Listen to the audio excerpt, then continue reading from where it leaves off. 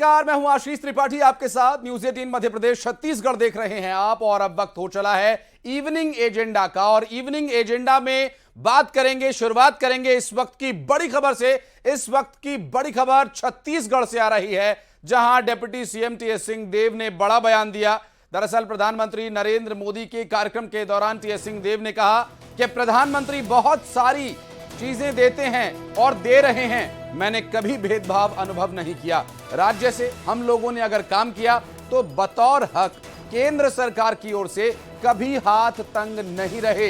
केंद्र सरकार की तारीफ करते हुए प्रधानमंत्री नरेंद्र मोदी के द्वारा जो उदारता दिखाई जा रही है उसका जिक्र करते हुए टीएस सिंहदेव ने कहा कि कभी केंद्र सरकार की तरफ से कोई हक न देने की बात सामने नहीं आई है। और डिप्टी सीएम टीएस सिंहदेव इस शासकीय कार्यक्रम में मंच से संबोधित कर रहे थे लोगों को। और उनका यह कहना है कि राज्य से हम लोगों ने अगर काम किया तो बतौर हक केंद्र सरकार की ओर से कभी हाथ तंग नहीं रहा। अर्थात केंद्र सरकार के द्वारा राज्य को जो वित्त पोषण किया जाता है वो लगातार और स्वाभाविक निर्वाह रहा है राज्य की ओर। छत्तीसगढ़ से इस वक्त की बड़ी खबर, ये वो तस्वीरें उस वक्त की हम आपको दिखा रहे हैं जब मंच पर प्रधानमंत्री नरेंद्र मोदी मौजूद थे। और प्रधानमंत्री नरेंद्र मोदी के साथ ही बैठे हुए थे प्रदेश के उप मुख्यमंत्री और स्वास्थ्य मंत्री टीएस सिंहदेव। राज्य को बड़ी सौगात, लगभग 12,787 करोड़ रुपए की सौगात प्रधानमंत्री नरेंद्र मोदी ने दी।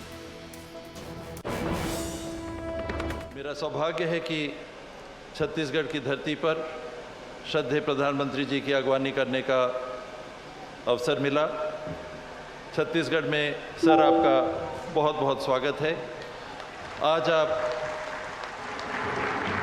देने आए हैं, बहुत सारी चीज़ें देते रहे हैं, दे रहे हैं और भविष्य में भी मिलती रहेंगी, ऐसा मेरा विश्वास है। हमारे संविधान की संघीय व्यवस्था में केंद्र के मार्गदर्शन में राज्य अपनी जिम्मेदारी निभाते हुए सदैव काम करता रहा है। और मैं ये कहने से भी नहीं चूकना चाहूँगा कि मेरे अनुभव में मैंने भेदभाव महसूस नहीं किया। राज्य से हम लोगों ने अगर काम किया और मांगा तो बतौर हक, बतौर एक साथी केंद्र सरकार की ओर से कभी हाथ तंग नहीं रहे। और मेरा विश्वास है कि आने वाले समय में इस देश को, इस प्रदेश को मिलकर अपनी संघीय ढांचे की व्यवस्था में निरंतर हम आगे बढ़ाते रहेंगे। और ममता हमारी सहयोगी इस वक्त हमारे साथ मौजूद है। ममता, एक शासकीय कार्यक्रम, एक भव्य कार्यक्रम जिससे प्रदेशवासियों को बहुत सारी उम्मीदें थीं और लगभग सभी उम्मीदें पूरी हुई। रेल कॉरिडोर हो या फिर जिस तरह से लोगों को स्वास्थ्य संबंधी लाभ यहां पर लोगों को मिला है। साथ साथ एक और महत्वपूर्ण घटना यहां पर घटित हुई। टीएस सिंहदेव का बयान आपने भी सुना होगा, जिन्होंने केंद्र सरकार की तरफ से पूरा हक दिए जाने का जिक्र किया।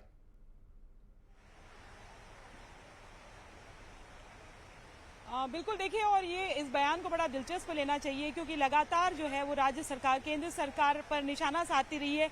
मुख्यमंत्री भूपेश बघेल जो है वो लगातार ये कहते रहे हैं कि केंद्र सरकार भेदभाव करती है और अलग अलग मसलों को लेकर लगातार इसको लेकर आरोप लगते रहे हैं। खुद टीएस सिंहदेव भी कई बार जो है वो ये कह चुके हैं कि केंद्र को इस तरह से करना चाहिए चीजों को लेकर।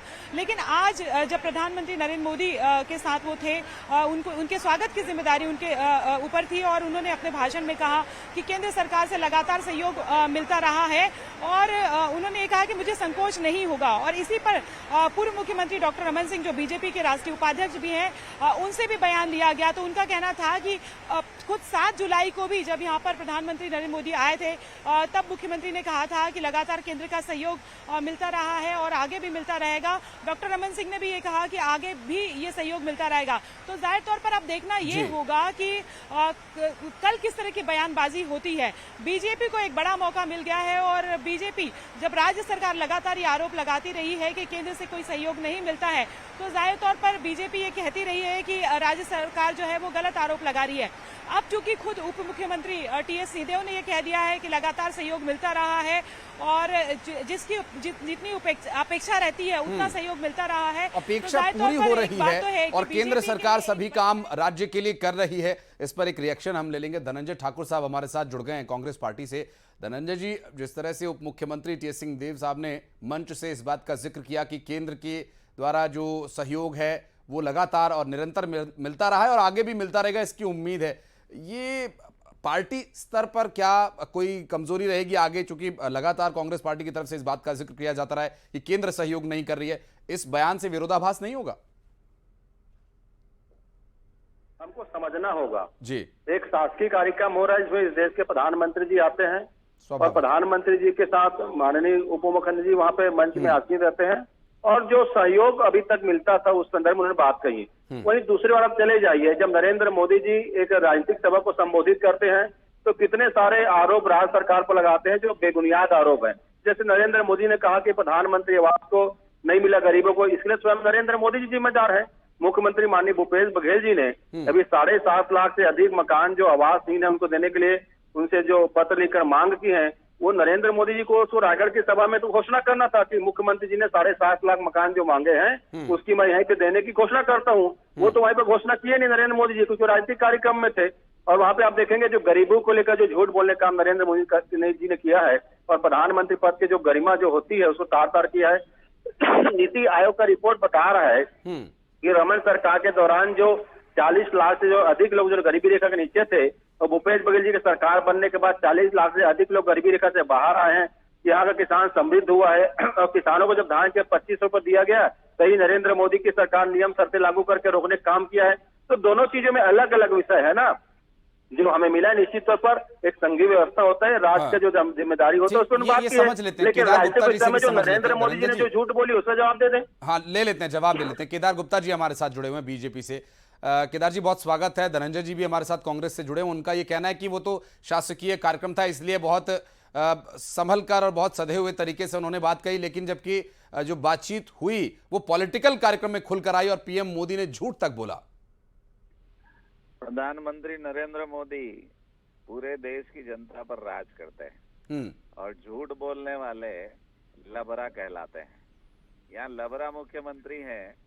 अगर ये प्रधानमंत्री को झूठ बोलने वाला कहते हैं तो मुझे इस शब्द का उपयोग मजबूरन करना पड़ता है। लबरा मुख्यमंत्री 16 लाख मकान आवास माननीय नरेंद्र मोदी जी ने भेजा और प्रधानमंत्री का नाम हो जाएगा करके भूपेश बघेल ने वापस भेज दिया।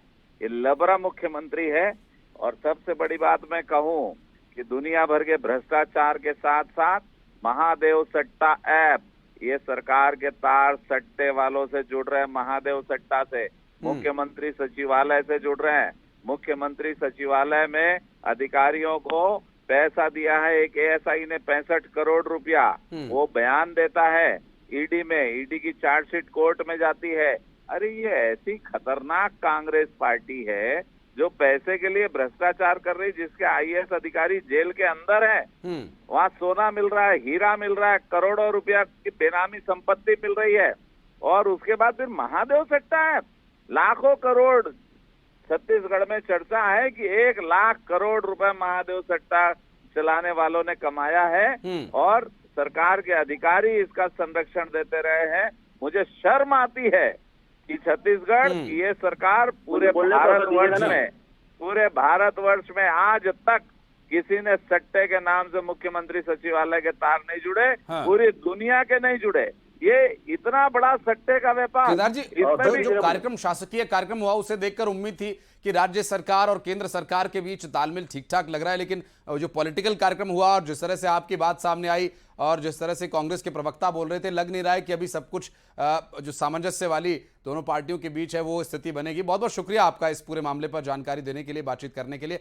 ममता भी हमारे सहयोगी इस वक्त हैं, उनसे जानकारी हम लगातार ले रहे थे इस मामले पे। चूंकि ममता, अभी तक का जो आपने बयान सुना होगा, दोनों ही पार्टी के प्रवक्ता हमारे साथ जुड़े रहे और ये जो बातें अब तक सामने आई हैं उसमें साफ है कि शासकीय कार्यक्रम में भले उस मर्यादा का ध्यान रखा जाए कि शासकीय कार्यक्रम में कोई आक्षेप न हो, लेकिन पॉलिटिकली अभी भी पार्टियां उसी मोड में हैं।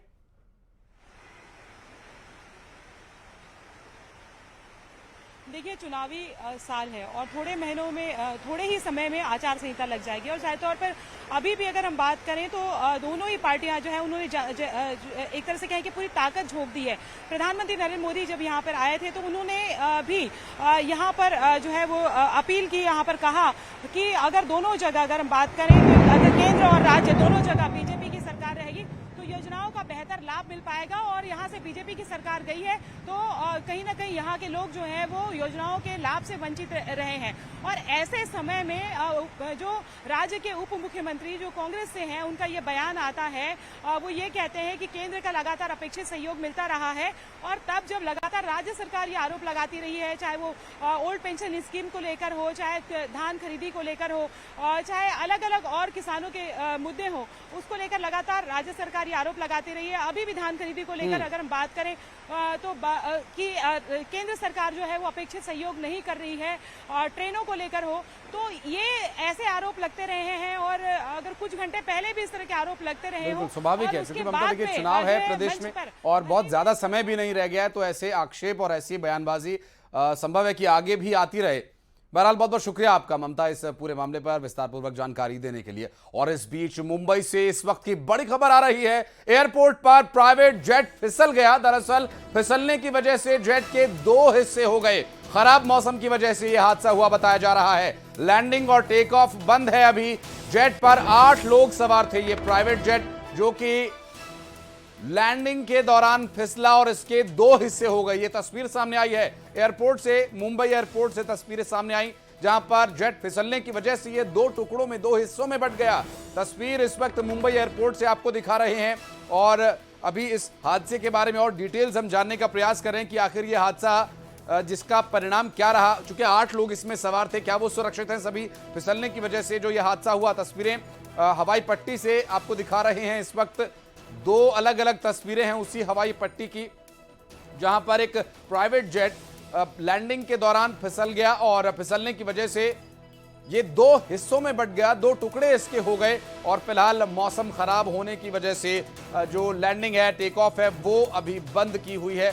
और तस्वीरें देखिए इस वक्त, ये जो तस्वीर आप देख रहे हैं वहां पर आग बुझाने के लिए पहले से ही व्यापक इंतजाम जो रहते हैं एयरपोर्ट पर, उसे तुरंत वहां पहुंचाया गया। और जेट का फिसलकर 2 टुकड़ों में बंट जाना एक बड़ी दुर्घटना है। हालांकि इस दुर्घटना में नुकसान सिर्फ जेट का हुआ है, कोई जानी नुकसान की अभी तक जानकारी नहीं मिल रही है। 8 लोग इसमें सवार थे और लैंडिंग और टेक ऑफ बंद है अभी। और जो एक तस्वीर आप देख रहे हैं राइट साइड में जो तस्वीर है वो उस वक्त की तस्वीर है हादसे के तुरंत बाद की। और उसके बाद जब वहां पर रेस्क्यू के लिए गाड़ियां राहत बचाव के लिए पहुंची हैं उस वक्त की भी तस्वीर आपको दिखा रहे हैं। तो ये एक बड़ा हादसा मुंबई एयरपोर्ट से पेश आया। मुंबई एयरपोर्ट पर जहां एक प्राइवेट जेट लैंड हुआ और लैंडिंग के दौरान चूंकि मौसम खराब था और मौसम खराब होने की वजह से जब लैंडिंग हुई तो ये 2 टुकड़ों में बंट गया। अमित राय हमारे सहयोगी इस वक्त मुंबई से हमारे साथ फोन लाइन पर हैं। अमित, कैसे ये हादसा हुआ, क्या डिटेल्स मिल पा रही हैं? 8 लोग इसमें थे, सभी सुरक्षित है? देखिए, ये जो प्राइवेट जेट है जिसका जो नंबर है यहाँ पे, ये प्लेन है VTDBL। ये प्लेन जो है विशाखापट्टनम से उड़ा था और मुंबई एयरपोर्ट पे जो है इसे लैंड करना था यहाँ पर। और डोमेस्टिक एयरपोर्ट गेट नंबर 5 के पास जो 27 नंबर रनवे है वहां पर इसे लैंड करना था। लेकिन लैंड करते समय चूंकि बारिश ज्यादा थी और विजिबिलिटी जो है कम थी, तो रनवे पे जो है ये प्लेन जो है वो उतरते समय जो है वो फिसल गया, जिससे ये प्लेन जो है वो 2 हिस्सों में हो गया। इसमें 8 लोग सवार, जिसमें 6 यात्री थे और 2 क्रू मेंबर थे। बताया ये जा रहा है कि 3 लोग जो है जख्मी हैं यहाँ पे, जिन्हें अस्पताल जो है भेजा गया है। यहाँ पर डोमेस्टिक एयरपोर्ट के गेट नंबर 5 के पास 27 नंबर रनवे है, वहां पे जो है ये उतर रहा था। और ये प्लेन जो है वो प्राइवेट जेट प्लेन था। 8 लोग इसके अंदर सवार थे। विशाखापट्टनम से उड़ा था और मुंबई जो है इसे लैंड करना था। बहुत शुक्रिया अमित आपका इस पूरे मामले पर जानकारी देने के लिए। तो अभी एहतियाती तौर पर यहां पर टेक ऑफ और लैंडिंग को बंद रखा गया है। बहरहाल और डिटेल्स जानने का प्रयास करेंगे, मसलन कौन लोग इसमें सवार थे और इस तरह की दुर्घटना की पुनरावृत्ति ना हो, इसके लिए और आगे कदम क्या कुछ विभाग की तरफ से उठाए जाते हैं। बढ़ते हैं आगे और अगली खबर का रुख करेंगे शाहजहांपुर से। अगली खबर जहां भारतीय जनता पार्टी की जन आशीर्वाद यात्रा पहुंच चुकी है। आपको बता दें कि केंद्रीय मंत्री ज्योतिरादित्य सिंधिया के साथ कई बड़े दिग्गज नेता इस यात्रा में शामिल हुए हैं। ज्योतिरादित्य सिंधिया मोहन बड़ोदिया और शाहजहांपुर में आम सभा को भी संबोधित करेंगे ज्योतिरादित्य सिंधिया। तस्वीरें उस कार्यक्रम की जब रोड शो नुमा यहां पर एक शक्ति प्रदर्शन करने की कोशिश की गई और ये शक्ति प्रदर्शन की तस्वीरें। और यहां शाहजहांपुर में कई बड़े नेता इस कार्यक्रम में शामिल हुए। केंद्रीय मंत्री ज्योतिरादित्य सिंधिया यहां पर पहुंचे और इस रथ पर सवार होकर फूलों की बारिश की गई और फूलों से उनका स्वागत किया गया। हाथ हिलाकर लोगों का अभिवादन उन्होंने स्वीकार किया और ये एक सभा भी अब से कुछ ही देर में होगी, जहां आपको लिए चलेंगे। दरअसल ज्योतिरादित्य सिंधिया इस कार्यक्रम को संबोधित करेंगे। कई बड़े नेता इस यात्रा में शामिल हुए हैं और सिंधिया और मोहन बड़ोदिया इस सभा में शिरकत करेंगे, लोगों को संबोधित करेंगे। भारतीय जनता पार्टी लगातार चुनाव प्रचार में जुटी हुई है। कई दिग्गजों को इस वक्त मैदान में उतारा हुआ है भारतीय जनता पार्टी ने, जिसमें से एक हैं स्टार प्रचारक, पार्टी के लिए प्रचार कर रहे हैं, लोगों तक पहुंच रहे हैं, ज्योतिरादित्य सिंधिया।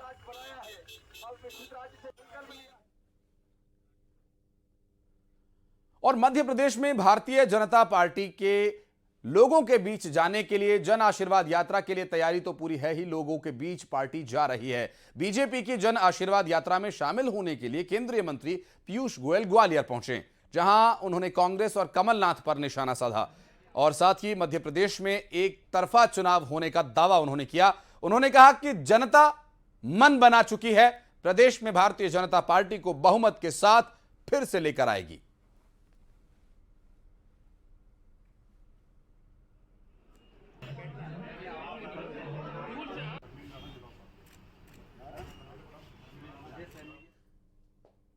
और खबरों का सिलसिला आगे भी जारी रहेगा। वक्त एक बहुत छोटे से ब्रेक का है, जल्द लौटते हैं।